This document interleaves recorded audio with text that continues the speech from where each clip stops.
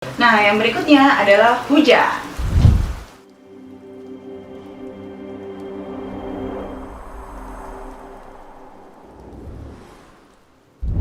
Ada 3 macam jenis hujan yang paling sering disebut-sebut ketika kita mempelajari hujan. Yang pertama ada hujan orografis. Hujan orografis ini biasanya terjadi di daerah pegunungan. Nah, yang kedua ada yang disebut dengan hujan zenital. Hujan zenital ini terjadi di daerah yang biasanya lebih panas dibandingkan daerah sekitarnya. Umumnya sih terjadi di daerah sekitar Khatulistiwa ya, seperti Indonesia. Terus yang ketiga ada yang disebut dengan hujan frontal. Hujan frontal ini adalah ketika masa udara panas terus ketemu sama uap dingin mendadak gitu. Ketika mereka ketemu jeblar, nah terjadilah hujan, namanya hujan frontal. Berikutnya adalah kelembapan udara. Kelembapan udara adalah tingkat kebasahan udara karena adanya uap air dalam udara tersebut. Nah, khusus kelembapan udara ini ada rumusnya. Kok rumus lagi? Ya nggak apa-apa lah ya, gampang kok rumusnya. Kita bisa lihat nih di samping ini rumusnya. Ada kelembapan nisbi. Nah, itu cara ngitungnya adalah kelembapan mutlak udara kita bagi dengan nilai jenuh udara. Lalu tinggal kita kali deh dengan 100%. Gampang kan? Tadi kita udah belajar tentang cuaca ya. Sebenarnya di sini kita mau lanjut ke iklim, tapi saya mau jelasin dulu nih apa sih bedanya cuaca sama iklim. Kalau cuaca itu yang sifatnya harian, dia lebih pendek, terus wilayahnya juga lebih lokal, lebih sempit-sempit. Sedangkan kalau misalkan iklim itu dia untuk wilayah yang jauh lebih luas dan jangka waktu yang cukup lama. Nah, jadi iklim itu apa sih? Nah, iklim adalah kondisi rangkuman dari cuaca yang terjadi dalam jangka waktu yang lama dan lokasi yang relatif lebih luas. Kemudian iklim ini dipengaruhi oleh banyak hal loh, baik yang berupa sifatnya alamiah ataupun karena perbuatan manusianya sendiri. Lalu kita akan belajar tentang kategorisasi iklim ya. Go. Iklim matahari. Ini adalah pembagian iklim atau kategorisasi iklim yang paling sederhana banget dan secara umum ya. Jadi bisa kita lihat gambarnya di sebelah kanan ini ya. Jadi ada pembagian iklim-iklim di dunia berdasarkan garis lintangnya. Nah, ini sebenarnya datangnya ya karena sudut datang si sinar matahari itu menyinari sudut sebelah mananya sih dari bumi. Ada 3 pembagian iklim di sini. Yang pertama adalah daerah dengan iklim tropis, itu ada di tengah ya, bisa dilihat di gambar. Kemudian ada daerah iklim sedang, biasanya dia punya 4 musim, dan iklim dingin yang hanya punya 1 musim. Nah, kalau tropis tadi berapa musim? Iya betul, ada 2 musim ya, ada musim hujan dan musim kemarau. Iklim matahari sangat dipengaruhi oleh arah pergerakan bumi terhadap mataharinya ya. Jadi seperti gambar di samping nih, pada saat bulan Maret, mataharinya itu pas banget berada di Khatulistiwa. Terus nanti pada saat bulan Juni, dia akan berada di bumi belahan utara. Di bulan September balik lagi ke Khatulistiwa.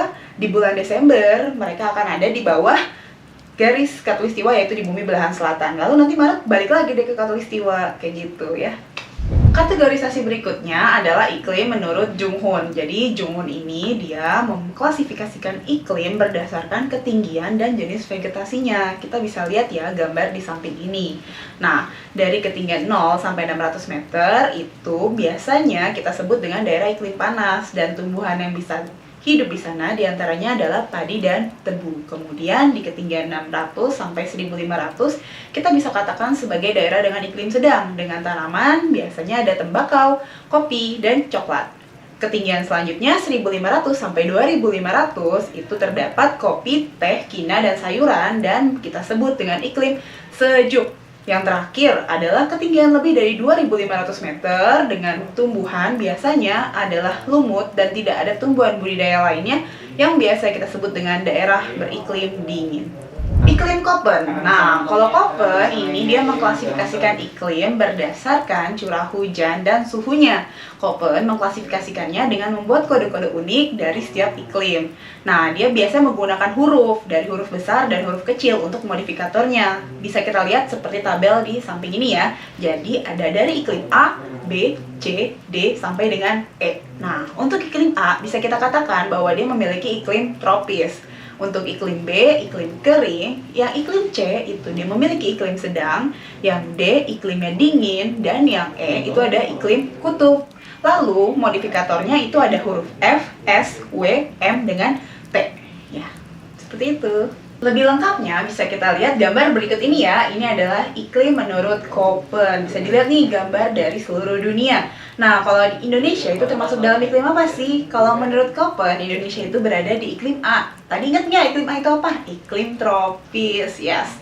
Pembagiannya di Indonesia nanti kita punya 3 tipe ya. Ada iklim yang AF, ada iklim AM, dan juga ada iklim AW. Selanjutnya adalah iklim Smith-Ferguson. Nah, ini adalah iklim yang paling gampang. Kenapa? Karena kita tinggal hitung aja biar kita bisa tahu dia termasuk iklim apa. Jadi, Smith-Ferguson ini mengklasifikasikan iklim berdasarkan jumlah bulan basah dan jumlah bulan kering. Ingat ya, jumlah bulannya ya. Jadi dia punya rumus. Rumusnya seperti yang ada di samping ini. Yaitu, kita tinggal hitung jumlah bulan keringnya, lalu kita bagi dengan jumlah bulan basah. Tinggal kita kali deh sama 100%.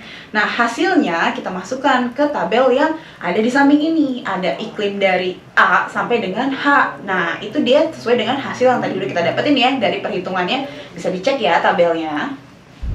Nah, itu dia tadi pembahasan kita tentang atmosfer atau lapisan udara. Banyak ya macamnya, tapi nggak usah khawatir. Itu semua bisa dipelajari dan sangat-sangat mudah. Kita ketemu lagi di materi selanjutnya ya. Bye-bye!